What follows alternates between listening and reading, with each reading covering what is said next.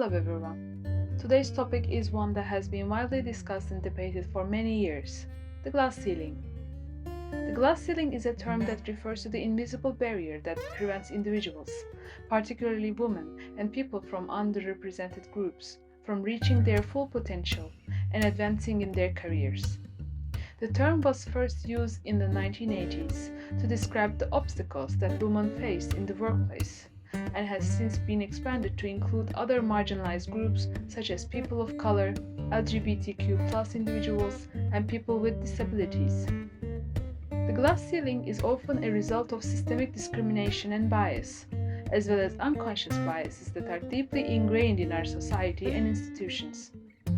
This bias can manifest in a number of ways, such as a lack of equal pay and promotion opportunities, limited access to mentorship and networking opportunities, and the perception that certain groups are less capable or less qualified for leadership positions.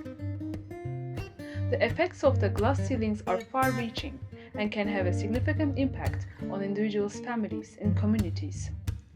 For example, a lack of diversity in leadership positions means that decision-making is often dominated by a narrow group of individuals, leading to homogeneous perspectives and a lack of inclusivity in the workplace. Women and people from underrepresented groups who are held back by the glass ceiling also face financial insecurity, as they are often paid less than their male or more privileged counterparts. Despite progress in recent years, the glass ceiling remains a persistent and pervasive issue in the workforce. A recent study found that women in the United States still face a gender pay gap of approximately 80 cents to the dollar compared to the men in similar roles. This gap is even larger for women in color, who face additional barriers related to race and ethnicity. So what can be done to address the glass ceiling and create a more equitable and inclusive workplace?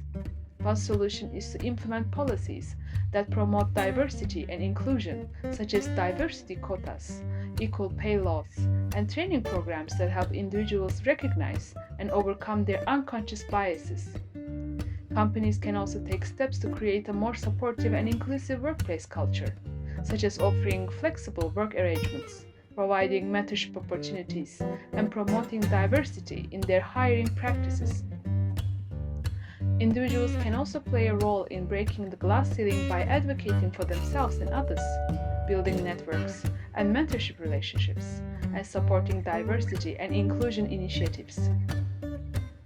Thanks for watching this video. The glass ceiling is a critical issue that must be addressed in order to create a more equitable and inclusive society. While progress has been made in recent years, there is still much work to be done to break down the barriers that prevent women and people from underrepresented groups from reaching their full potential. By working together and taking proactive steps to address the glass ceiling, we can create a more inclusive and just society for all. Don't forget to like and subscribe to the channel for more related content. See you next time.